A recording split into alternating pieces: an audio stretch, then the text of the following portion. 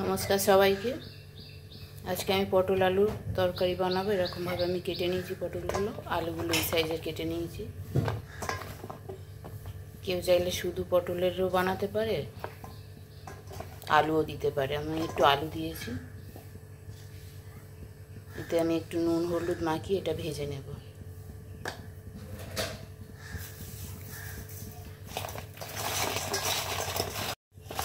এটা আমাদের নুন হলুদ মাখানো হয়ে গেছে। এটাকে আমি এখন ভেজে নেব।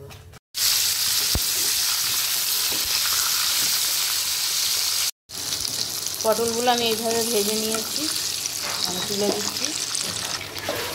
আলুগুলো আমি ভেজে নেব।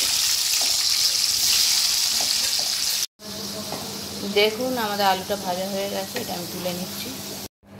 এই তেলে আমি আর তেল দিলাম না, এর মধ্যে আমি জিরে, গরম মশলা, একটু তেজপাতা ফোড়ন দিয়ে দিলাম।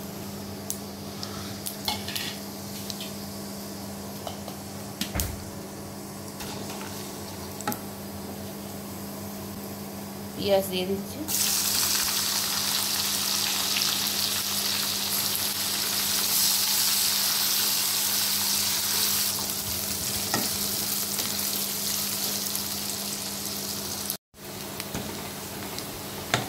এর মধ্যে আমি এখন আদা রসুন পেস্ট দিয়ে দিচ্ছি।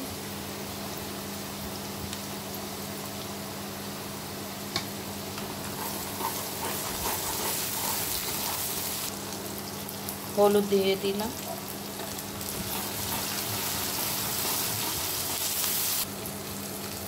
লঙ্কা গুঁড়ো আর তোমার জিরে ধনে 1 চামচ দিয়ে দিলাম।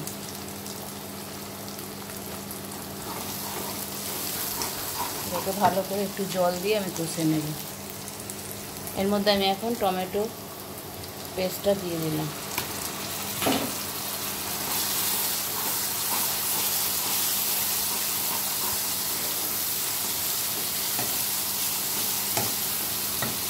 এবার এতে একটু জল দিয়ে দেবো।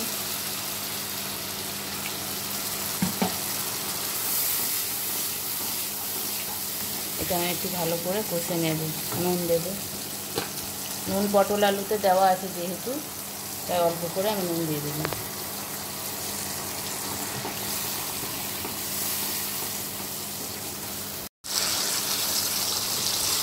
মশলাটা আমার কষা হয়ে গেছে, তেলের ওপর এসে গেছে। আমি এখন আলু পটলটা দিয়ে দেব। আলু পটলটা আমি দিয়ে দিচ্ছি। কেউ চাইলে বিনা আলুতে করতে পারে, যেহেতু আমাদের বাচ্চারা আলু ছাড়া তো খায় না, তাই তো আমি আলু দিয়ে দিলাম।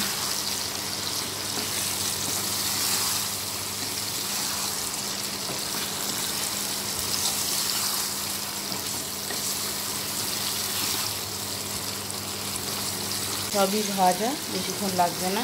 একটুখানি কষে আমি একটু জল দিয়ে দেবো অল্প করে। দেখুন এটা আমার কষা হয়ে গেছে। এখানে আমি এখন জল দিয়ে দেবো অল্প করে। কেউ চাইলে এখন নারকেল দুধও দিতে পারে।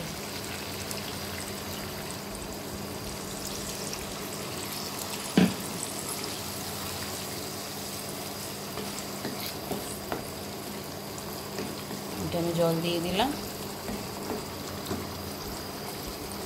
2-3 মিনিট মতো আমি এটাকে এখন ঢাকা দিয়ে দিলাম।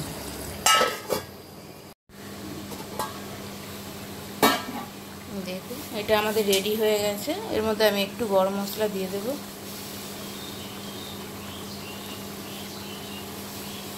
কেউ চাইলে ঘি দিতে পারে, আমি একটু আজকে ঘি দেব না। এটা আমাদের রেডি পটল আলু তরকারি। দেখুন রেডি।